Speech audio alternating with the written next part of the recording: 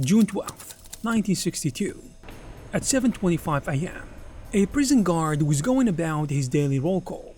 However, one of the inmates did not respond, so he tried to wake him up by tapping his head with his nightstick. To his horror, the inmate's head fell off. The guard thought he had decapitated the man, but then he realized it was a fake. And a moment later, 2 more inmates were discovered missing. The sound of the alarm started blaring across the prison. This is supposed to be the most guarded and inescapable prison on Earth. So even if they got out of their cells, they had to cross a fenced-off recreation yard with over 6 towers on each side. Not to mention that the prison is on an island with freezing cold water everywhere.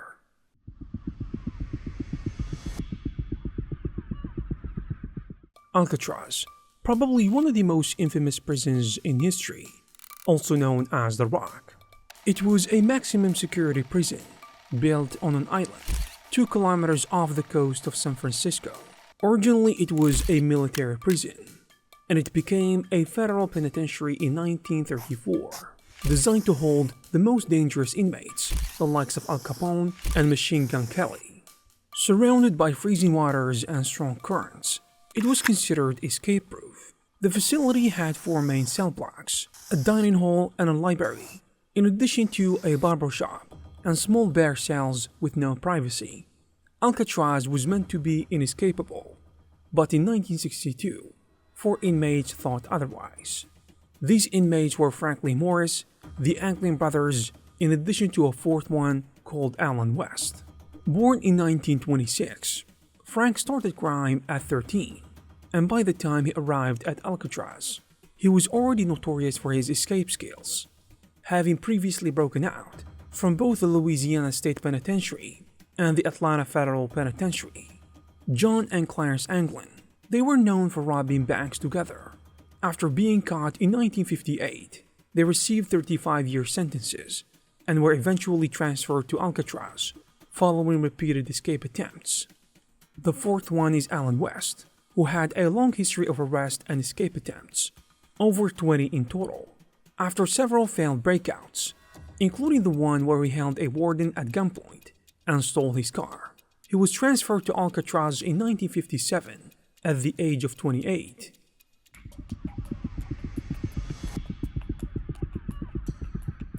The prison ceiling had 8 ventilators, well cemented and closed, except for one.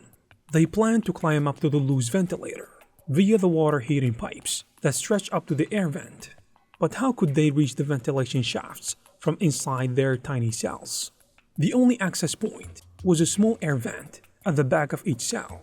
However, there was a challenge: how to cut through it without tools or alerting the guards. Frank's first plan was to burn through the concrete using a cord from the cell's light socket, but it failed. So they turned to digging. They acquired metal spoons from the dining hall and broken saw blades from the workshop, as well as nail clippers and other objects. But it was not effective at chipping on the solid concrete wall.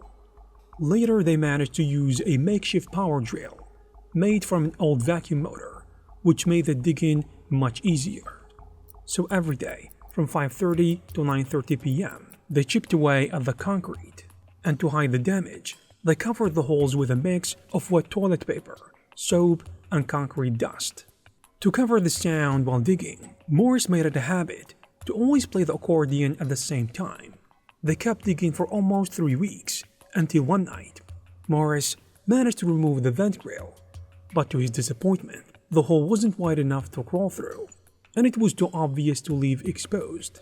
Using his artistic skills, he crafted a fake grill out of cardboard, and he carefully painted it to match the original, replicating the pattern and color. Each night, they continued digging, hiding their progress with cardboard covers. When guards approached or it got too late, they would slide the covers into place. Morris even used his concertina to block the view of the vent, while the Anglin brothers hung a raincoat over theirs. Once the holes were wide enough, they needed decoys to delay the detection after leaving their cells. The Anglin brothers crafted fake heads from rags and soap. Clarence, who worked in the barber shop, secretly collected hair to make it more convincing, adding eyebrows, lashes, and hair. Their creation was so rough-looking, they nicknamed it Oink.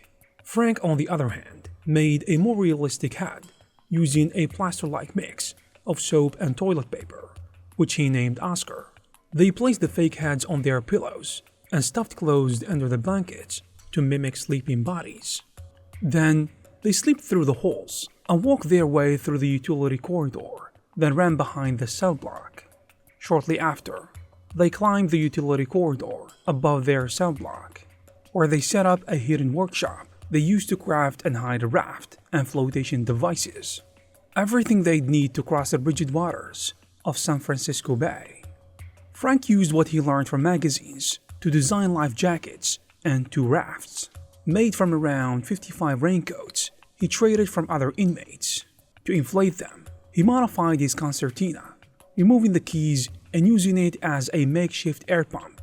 To prevent leaks or tears, he applied a technique called vulcanization, which uses heat to strengthen rubber and make it more durable.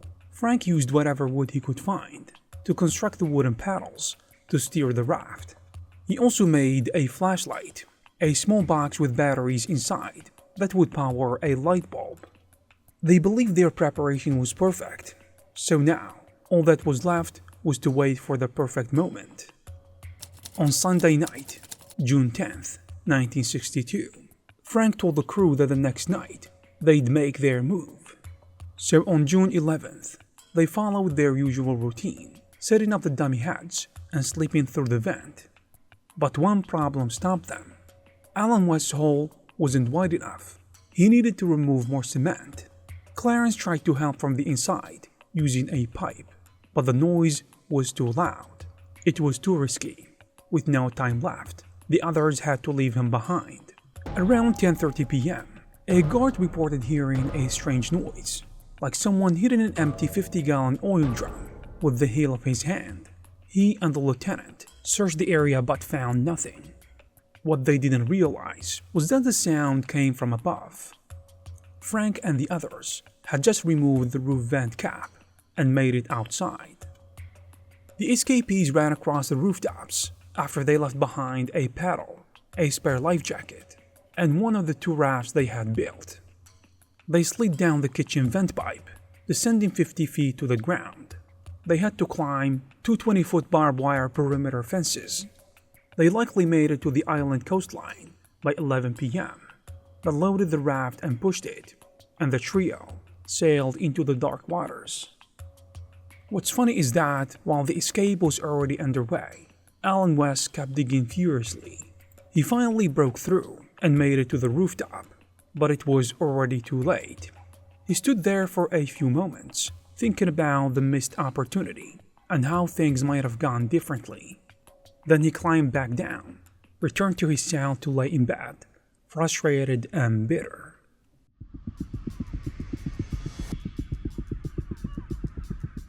On the morning of June 12th, around 7:15 a.m., Officer Lawrence Bartlett was doing his routine morning call.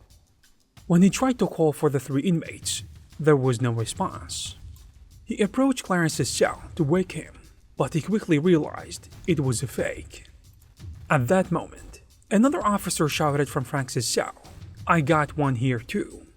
All 3 men were gone. The alarm was sounded, and within moments, Alcatraz was in full lockdown.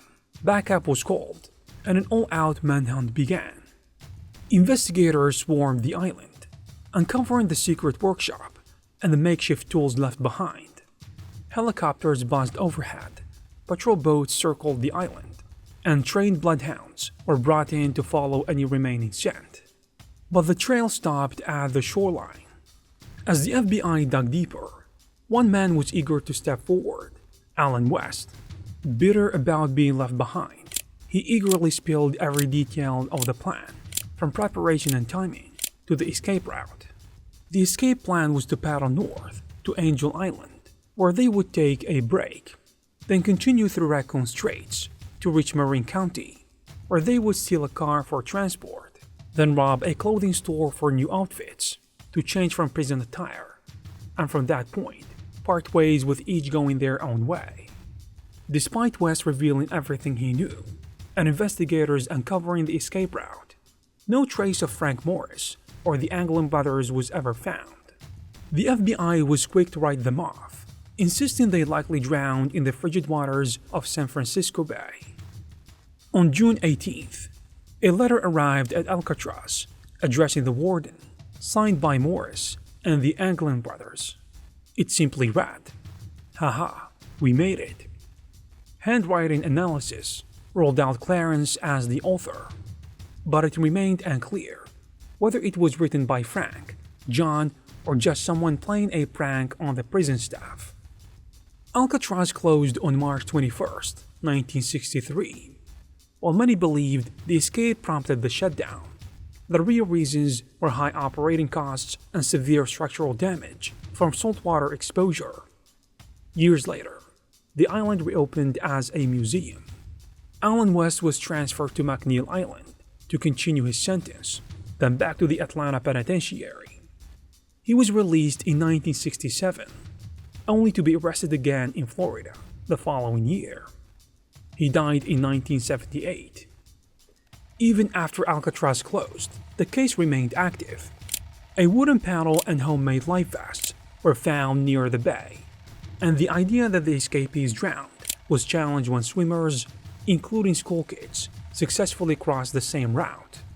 The Anglin family claimed to receive mysterious unsigned postcards at their mother's funeral in 1973, but their fate remains unknown. What really happened to them is still a mystery till this day.